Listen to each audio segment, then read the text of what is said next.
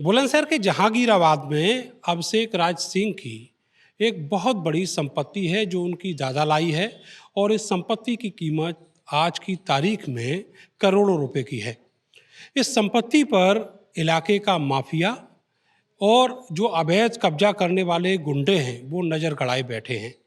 पहले इस संपत्ति के ऊपर उन गुंडों ने नज़र गड़ाई, पुलिस उनके साथ मिली हुई थी, किसी तरीके से उनको वहाँ से खदेड़ा जा सका। तो उसके बाद अब जहांगीराबाद नगर पालिका और इलाके की एसडीएम दोनों मिलकर इस संपत्ति को खुर्द-बुर्द करने के इरादे से साजिशें रच रहे हैं। आज अभिषेक राज सिंह अपनी दादालाई संपत्ति को बचाने के लिए मेरठ के कमिश्नर के पास पहुंचे हैं। उनसे जानते हैं उनका पूरा मामला क्या है और किस तरीके से जो सरकारी सिस्टम है, जो सरकारी अफसर हैं, वो उनकी प्राइवेट संपत्ति को छीनना चाहते हैं। अभिषेक जी, पहले तो ये जानना चाहेंगे कि ये जो संपत्ति है ये आपके पास आई कैसे और ये कितनी पुरानी संपत्ति आपके दादा के नाम से है? ये संपत्ति हमारे परदादा ने अपने दोनों बच्चों के यानी हमारे दादा और उनके बड़े भाई के नाम से खरीदी थी। और ये सन 60 के दशक में ये संपत्ति वहाँ थी और तब से लेके अब तक ये संपत्ति बिना इंटरप्शन के हमारे कब्जे में शांतिपूर्ण तरीके से थी। और धीरे धीरे, क्योंकि ये उस ज़माने में खेत हुआ करते थे, धीरे धीरे इस संपत्ति के चारों तरफ के जितनी भी खेत थे वो सब बिकते चले गए और वो इलाका घोर आबादी वाला इलाका बन गया। चारों ओर उसमें आबादी है, सिर्फ यही एक खेत बचे हुए हैं जहाँ पर कोई आबादी नहीं है। तब तो वहाँ भूमाफियाओं को अपॉर्चुनिटी दिख रही होगी। भूमाफियाओं को बिल्कुल अपॉर्चुनिटी दिख रही है। भूमाफियाओं ने, ऐसा नहीं है कि पहली बार ऐसा कोई अटेम्प्ट किया है। सन 2015 में भूमाफियाओं ने इस ज़मीन का बैनामा कर दिया था और क्योंकि इस ज़मीन पे वहाँ के तत्कालीन उप जिलाधिकारी, तहसीलदार, पटवारी और नगर पालिका के संपत्ति बाबू की रिपोर्ट थी कि हमारी ज़मीन पे चार दीवारी हो रखी है, दरवाजे लगे हुए हैं, तो भूमाफिया उसके बावजूद भी इस पे कब्जा करके इसको बेचना चाहते हैं। इस आधार पे उनके बैनामे कैंसिल हुए, उनके ऊपर कानूनी मुकदमे चले और हमको कोर्ट ने निषेधाज्ञा दी, स्थायी निषेधाज्ञा दी कि कोई भी व्यक्ति उस संपत्ति पे कदम नहीं रखेगा। उसके बावजूद भी वो बदमाश और लोग और भूमाफियाओं के साथ मिल करके फिर से उस संपत्ति पे आने लगे और उस संपत्ति पे आने के बाद उसको हमसे छीनने का प्रयास करने लगे। जब हमने इसकी शिकायत पुलिस प्रशासन से की, जो स्थानीय पुलिस प्रशासन था, उन्होंने जो हमारा वहाँ पे काम चल रहा था संपत्ति पे, वो रुकवाया।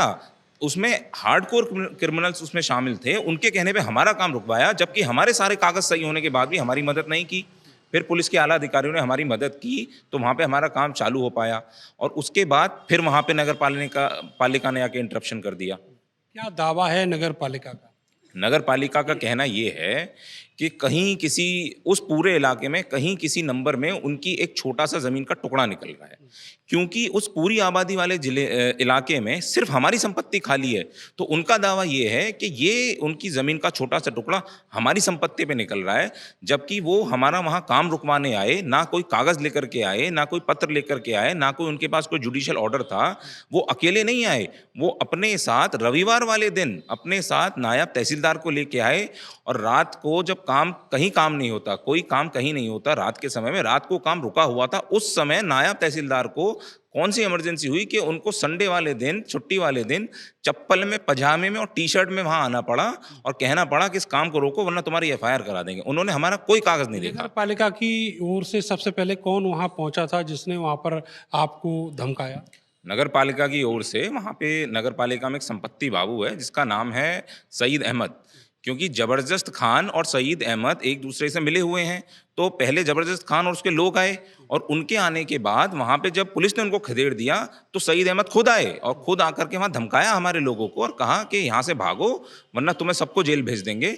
ये वही सईद अहमद है सर कि जिनके यहाँ ऑलरेडी जिन पे करप्शन के बहुत गहरे आरोप हैं और उसकी कोई जाँच नहीं हो रही है। अच्छा, ये बताइएगा कि जब आपने वहाँ के इलाके के जो अधिकारी हैं, जो रेवेन्यू डिपार्टमेंट के अधिकारी हैं, उनसे अप्रोच किया तो उनका क्या रिएक्शन था? जो यहाँ नायब तहसीलदार आए थे, जब उनसे हमने कोई कागज़ मांगा, कोई ऑर्डर मांगा, तो वो ऑर्डर और कागज़ तो वो दिखा नहीं पाए। उल्टा उन्होंने अपना फ़ोन मिला के हमको दे दिया कि आप एसडीएम साहब से बात कर लो। वहाँ एसडीएम साहिबा हैं प्रियंका गोयल जी, उनसे उन्होंने बात कराई। उनसे बात होने के बाद हमने उनको कहा, मैडम कोई ऑर्डर नहीं है, कोई कागज़ नहीं है, हम अपनी संपत्ति पे कर रहे हैं। नगर पालिका अगर क्लेम कर रही है तो नगर पालिका कोई जुडिशियल रास्ता लेगी, कोई लीगल रास्ता लेगी, यहाँ आके धमकाएंगे थोड़ी कि उसको कर देंगे। तो उस पे उनका कहना ये था कि ये सरकारी ज़मीन है और सरकारी ज़मीन पे आप काम नहीं कर सकते। अब नगर पालिका की क्या बात है कि हमने अपनी ज़मीन पे टावर लगवा रहे हैं, उस टावर की एनओसी खुद नगर पालिका ने हमको दी है और उस एनओसी के देने के बाद नगर पालिका कह रही है कि वो जमीन अब उनकी है। क्या वो इतने समय से सो रहे थे? 70 सालों से क्या नगर पालिका सो रही थी? उनको जमीन नहीं दिखाई दी थी? क्या उन्होंने तहसीलदार की रिपोर्ट नहीं पढ़ी कि उस समय के संपत्ति बाबू ने लिखा है कि इनकी जमीन पे चारदीवारी हो रही है? हमारी चारदीवारी के अंदर आके वो अपनी जमीन ढूंढ रहे हैं सर। अच्छा, आपका सिक्स सेंस जो है वो क्या कहता है, किस तरीके से कोई नेक्सस है, वो आपकी ज़मीन को हड़पना चाहता है, आप लोगों के पीछे पड़ा हुआ है क्या? ये ऐसा सन 2011-12 से चल रहा है। इस भूमि के एक बार बैनामे हो चुके हैं, वही लोग दोबारा इसमें आ चुके हैं। पिछली बार जिन्होंने बैनामे कराए थे वो अलग लोग थे, इस बार नए नए लोग आ गए हैं।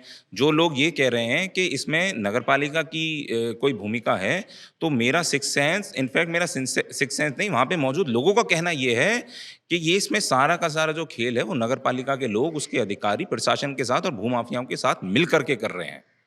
हड़पना चाहते हैं ज़मीन। बिल्कुल हड़पना चाहते हैं सर। हमने बड़ी लंबी कानूनी लड़ाई लड़ी है और बड़ी लंबी कानूनी लड़ाई लड़ने के बाद हमारे पास कोर्ट के तमाम आदेश हैं, तमाम हमारे पास चीज़ें हैं और उसके बावजूद भी नगर पालिका वहाँ पे इंटरप्ट कर रही है एसडीएम के साथ मिल करके। जब हम एसडीएम से मिले तो एसडीएम ने हमारी एक ना सुनी, उन्होंने हमारी सुनने से भी मना कर दिया। उन्होंने कहा कि चाहे वहाँ आबादी हो, चाहे वहाँ नाला हो, चाहे वहाँ नाली हो, सब नपवाऊंगी, सबके कागज़ देखूंगी। वहाँ गरीब दलितों की बस्ती है साहब, और उस बस्ती के लोगों के पास जो 100-100 सालों से वहाँ बसे हुए हैं, उनके कागज़ देखने की बात वो कर रही हैं। कह रही हैं सब नपवा दूंगी मैं, जबकि राजस्व कौन सा तरीका है? इस तरीके से तो नहीं नपाई होती, कोई पैमाइश नहीं होती। नहीं नपाई हो सकती, क्योंकि राजस्व का अधिकार ही नहीं है कि वो किसी की म्युनिसिपैलिटी की लैंड पे जाके, जहाँ म्युनिसिपैलिटी ने अपने सारी सुविधाएं दे रखी हैं, सड़क दे रखी है, बिजली दे रखी है, पानी दे रखी है, हाउस टैक्स ले रहे हैं, उन मकानों को नाप दें। इसमें कोई मतलब ही नहीं बनता। और वो जमीन जिसको वो अपना बता रहे हैं, क्योंकि वहां पे पूरी जमीन पे सिर्फ एक हमारा ही खाली प्लॉट बचा है, तो उनके सबके मन में लालच है कि आबादी के बीच में है, करोड़ों की संपत्ति है, तो इसको हम जैसे तैसे करके हथिया लें। अच्छा, अभी आप कमिश्नर साहब से मिले हैं, क्या बातचीत हुई, क्या आश्वासन उन्होंने आपको दिया? कमिश्नर साहब से हम मिले हैं। कमिश्नर साहब से मिलने के बाद उनकी ओर से आश्वासन आया है कि जो भी नियमानुसार कार्रवाई होगी वो की जाएगी और बिना किसी मतलब के कोई हमको तंग नहीं करेगा, बिना किसी कारण के कोई हमारी भूमि पर नहीं आएगा। एसडीएम की जो भूमिका है, क्या उसके बारे में भी आपने उन्हें बताया है? मैंने उनको बिल्कुल बताया कि एसडीएम साहिबा वहाँ जो बैठी हैं उनकी बिल्कुल भूमिका है, और उनका कहना ये था कि वो जो भी नियमानुसार कार्रवाई होगी वो वहाँ प्रशासन के माध्यम से कराएंगे, क्योंकि पूर्व में भी इन एसडीएम साहिबा के खिलाफ यहाँ पर कई शिकायत आई हैं। तो उनका जो काम करने का तरीका है वो संदिग्ध है और वो शक के घेरे में जाता है, क्योंकि वहाँ लोकल में भी उनके खिलाफ बहुत विरोध है। वहाँ लोकल के जो लोग हैं उनका कहना है कि उन्होंने पहले भी इस तरह के कृत्य करे हैं। वहाँ लोगों को धमकाना, सही से बात ना करना और उनको देख लेने की धमकी देना, वो उनके आचरण में आ चुका है। बहुत शुक्रिया सर हमसे बात करने के लिए। तो अभिषेक राज जो हैं वो अब अपने दादा की प्रॉपर्टी को बचाने के लिए एक लंबी लड़ाई लड़ रहे हैं। यहाँ पर आज कमिश्नर से मिले हैं और कमिश्नर की ओर से निष्पक्ष जांच का आश्वासन उन्हें दिया गया है। अब देखना ये होगा कि जो इलाके की एसडीएम हैं और जो नगर पालिका के बाबू और अधिकारी हैं, उनकी भूमिका इस पूरे मामले में क्या निकल कर सामने आती है। कैमरा सहयोगी सानू के साथ में नरेंद्र, भारत समाचार, मेरठ।